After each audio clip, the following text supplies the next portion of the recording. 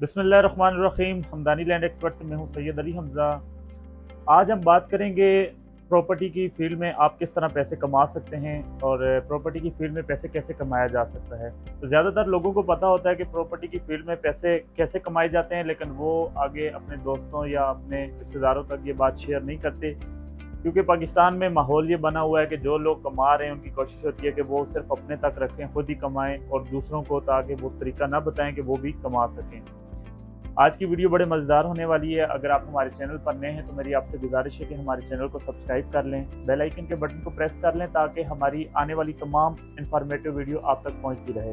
Real estate पैसे कमाने का बेहतरीन ज़रिया है और काफ़ी सारे लोग रियल एस्टेट के काम से पैसे कमा रहे हैं। अब पैसे कमाने की काफ़ी सारे तरीके होते हैं रियल एस्टेट के काम में। कुछ लोग कंस्ट्रक्शन के काम में, कुछ लोग सेल परचेज़ के काम में, और कुछ ऐसे लोग हैं जिनके पास इन्वेस्टमेंट होती है और फिज़िकली वो खुद वर्किंग नहीं करते, वो किसी ना किसी डीलर के साथ जुड़े होते हैं, एज अ इन्वेस्टर बन के वो रियल एस्टेट के काम से पैसा कमा रहे होते हैं।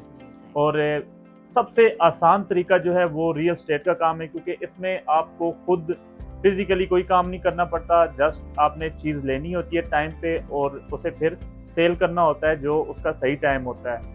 बाज़ लोग परचेजिंग कर लेते हैं लेकिन वो सही टाइम का वेट नहीं करते और उनकी कोशिश होती है कि बस आज चीज़ ली है तो कल हमें इससे प्रॉफिट मिल जाए और हम इसे सेल कर दें। लेकिन रियल एस्टेट के काम में इस तरह नहीं होता।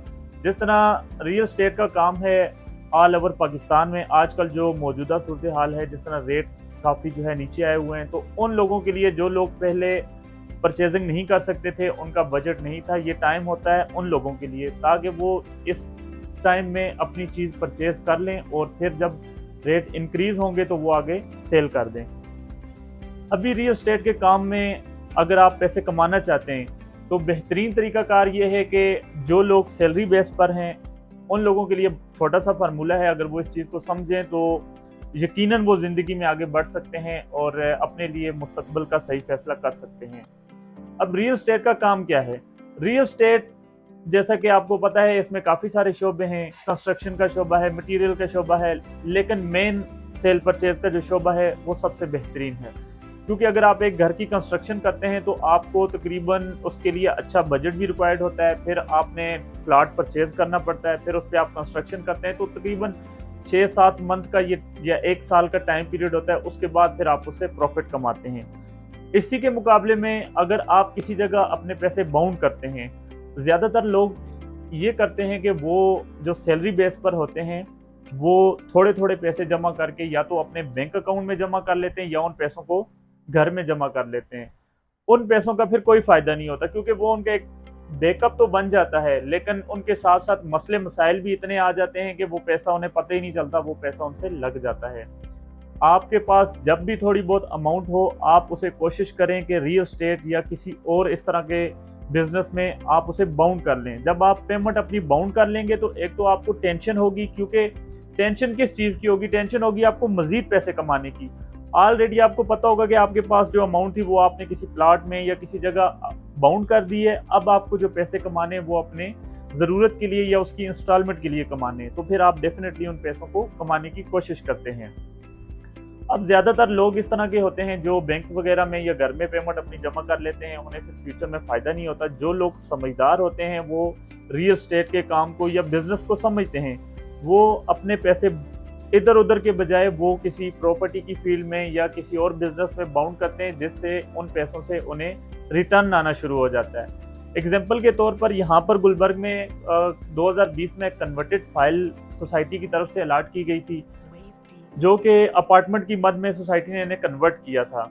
अब इसमें 2 साइज़ के प्लाट थे, 10 मरला और 1 कनाल। कनाल की प्राइस थी 35 लाख प्राइस थी और इसके ऊपर जो ओन था वो तकरीबन 4, साढ़े 4, 5 लाख स्टार्टिंग में स्टार्ट हुआ था, क्योंकि इससे पहले अपार्टमेंट की मद में वो 3-4 लाख ओन पे बिकते थे। जैसे ही अपार्टमेंट से प्लाट में कन्वर्ट हुए तो उनमें 4, साढ़े 4 लाख ओन चल पड़ा। अब जिस बंदे ने 4, साढ़े 4 लाख ओन पे किया, प्लस उस टाइम हर फाइल में किसी में 50,000, किसी में लाख, 2 लाख, 3 लाख इतनी अमाउंट जमा थी, तो लोगों ने वो फाइलें परचेज कर ली। 2022 में तकरीबन 2022 के मिड में आप लगा लें तो यही फाइलें 35 लाख ओन पर भी गुलबर्ग में सेल हुई है। अब जिस बंदे ने अगर 6 लाख 7 लाख इन्वेस्ट किया, उस बंदे ने तकरीबन उससे 28, 29 या 30 लाख उससे प्रॉफिट कमाया। ये होता है सही टाइम, सही जगह इन्वेस्टमेंट करने का, और इन्वेस्टमेंट करके आप जब उससे अमाउंट कमाते हैं तो लाज़मी नहीं है कि आपको 2 मंथ में, 3 मंथ में या 1 साल में, 2 साल में फ़ायदा हो। बाज़ ऐसी सोसाइटीज़ होती हैं जो कि आप देख लें, चक्री रोड पे चले जाएँ, रवात वाली साइड जो आउटसाइड पर हैं, उनमें कम से कम भी फैसिलिटीज़ या सारे जो मेन चीज़ें होती हैं, जिस तरह स्कूल, कॉलेज, यूनिवर्सिटीज़ और कमर्शियल, इनमें बनने में टाइम लगता है। और उन सोसाइटीज़ में लोगों ने आहिस्ता-आहिस्ता मूव होना है। जैसे-जैसे रावलपिंडी, इस्लामाबाद में कंस्ट्रक्शन की जगह कम होना शुरू हुई है, लोग आहिस्ता-आहिस्ता साइड एरियो पे मुंतकिल होना शुरू हो गए। अब लोग क्या करते हैं, लोग चीज़ परचेज़ करते हैं, 1 मंथ, 2 मंथ, 3 मंथ देखते हैं और फिर वो मायूस हो जाते हैं। वो सोचते हैं शायद हमने किसी गलत जगह इन्वेस्टमेंट कर ली है, हम इसे बेच दें। बेशक वो लॉस भी हो रहा हो तो लोग उसे बेच देते हैं। इस तरह नहीं करना चाहिए। सबसे पहले आपको चीज़ परचेज़ करते वक़्त देखना चाहिए कि आप किस जगह पर परचेज़िंग कर रहे हैं। फ़र्ज़ करें आपके पास अच्छी अमाउंट नहीं है, आपका बजट स्ट्रॉन्ग नहीं है, तो आप इस ऐसी जगह इन्वेस्टमेंट करें जहाँ पे आपके बजट में आपको कोई चीज़ मिल जाए, बेशक इंस्टॉलमेंट पर हो। इंस्टॉलमेंट पे सबसे ज़्यादा बेहतरीन इन्वेस्टमेंट होती है। उसकी वजह ये है कि एक तो आपकी जेब में से थोड़े-थोड़े पैसे करके जा रहे होते हैं, और जब आप वापस वो चीज़ सेल करते हैं तो आपको इकट्ठे पैसे मिल जाते हैं। पैसे भी ज़्यादा मिल जाते हैं और आपके थोड़े-थोड़े पैसे जमा भी हो जाते हैं। अब लोग क्या करते हैं, लोग बहुत जल्दी चीज़ें सेल कर देते हैं या फिर सोसाइटी नहीं देखते कि हमने इन्वेस्टमेंट कहाँ पर करनी है, क्योंकि इन्वेस्टमेंट आप जब अच्छी जगह या सिक्योर करेंगे तभी आप उससे फ़ायदा कमा सकते हैं। ऐसा भी नहीं है कि आप ऐसी सोसाइटी में जाके इन्वेस्टमेंट कर दें जहाँ पे आपके साथ फ्रॉड हो जाए और बाद में आप क्लेम करेंगे भाई आप कह रहे थे रियल एस्टेट के काम में बहुत अच्छा बेनिफिट है। इस तरह नहीं होता। सबसे पहले आप अपनी इन्वेस्टमेंट देखें कि आपने इन्वेस्टमेंट कहाँ करनी है। जिस सोसाइटी में आप इन्वेस्टमेंट करें उस सोसाइटी की कुछ चीज़ें आपको पता होनी चाहिए। जैसा कि अगर आप रावलपिंडी में कोई चीज़ लेते हैं तो आरडीए की अप्रूवमेंट बहुत लाज़मी है।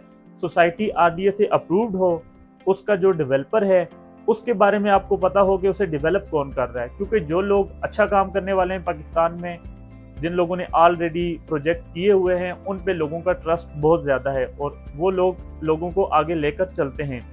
अब कोई नया डेवलपर आ जाए, कोई नया प्रोजेक्ट आ जाए तो लोग उससे डरते हैं क्योंकि उसके साथ लोगों का एक्सपीरियंस नहीं होता। दूसरी बात, आप ये चीज़ लाज़मी देखें कि लैंड उनके पास क्लियर है कि नहीं, क्योंकि बाज़ जगह पे लैंड के बहुत ज़्यादा इशू आ जाते हैं। फिर होता ये है कि डिले हो जाता है काम। ये नहीं है कि वो सोसाइटी आपको चीज़ डिलीवर नहीं करती, लेकिन एक लॉन्ग टर्म के लिए आपको वेट करना पड़ता है। प्रॉफिट उसमें भी है, लेकिन उसमें आपको लॉन्ग टर्म वेट करना पड़ता है। और तीसरी जो बड़ी चीज़ है, सोसाइटी का ओनर कौन है, मालिक कौन है, क्योंकि काफ़ी सारे प्राइवेट प्रोजेक्ट ऐसे हैं जिनमें लोगों के साथ स्कैम हुए हैं और लोग काफ़ी मायूस हुए हैं, क्योंकि रियल एस्टेट के काम पे लोगों का बहुत अच्छा ट्रस्ट था, बहुत अच्छी यहाँ पे सेल परचेज होती थी हर सोसाइटी में। लेकिन कुछ ऐसे लोग थे जिन लोगों ने फ्रॉड किए, फिर लोगों का एतमाद सोसाइटीज़ पर नहीं रहता। आप जब भी इन्वेस्टमेंट करें, आप सोसाइटी के जो ओनर हैं, खासकर जिस तरह जो सेमी गवर्नमेंट सोसाइटीज़ हैं, जिस तरह डीएचए है, गुलबर्ग IBECHS की जिस तरह सोसाइटी है, सेनेट सोसाइटीज़ है, ये सोसाइटीज़ वो सोसाइटीज़ हैं जिनमें एक लॉन्ग टर्म आपको चलना पड़ता है, लेकिन बेनिफिट बहुत ज़्यादा होते हैं, क्योंकि ये प्राइस आपको कम देते हैं लेकिन डेवलपमेंट में इनका टाइम लग जाता है। प्राइवेट सोसाइटीज़ में ये होता है कि आपको प्राइस अच्छी खासी पे करनी पड़ती है, लेकिन वहाँ पे डेवलपमेंट जल्दी हो जाती है, यानी पोजेसन आपको जल्दी मिल जाता है। इसीलिए किसी भी सोसाइटी में जब आप परचेजिंग करें या प्लॉट लें, तो आप उस सोसाइटी के बारे में ये छोटी-मोटी चीज़ें जो लाज़मी हैं, इनको अपने ज़हन में रखें, और ये किसी भी एजेंट से जब आप बात करें उससे लाज़मी ये चीज़ें पूछें, फिर आप इन्वेस्ट करें, तो इंशाल्लाह आपको कन्फर्म फ़ायदा होगा। ये नहीं है कि आप अपना पैसा बैंकों में बाउंड करके रखें, इधर-उधर रखने के बजाय आप रियल एस्टेट के काम में इन्वेस्ट करें, इंशाल्लाह आपको फ़ायदा होगा। और मज़ीद किसी भी किस्म की अगर आपको मालूमात चाहिए हो तो नीचे कमेंट बॉक्स में आप हमें कमेंट भी कर सकते हैं और दिए गए नंबर पे आप कॉन्टैक्ट भी कर सकते हैं। इंशाल्लाह हम आपको बेहतर गाइड करेंगे। जज़ाकल्लाह।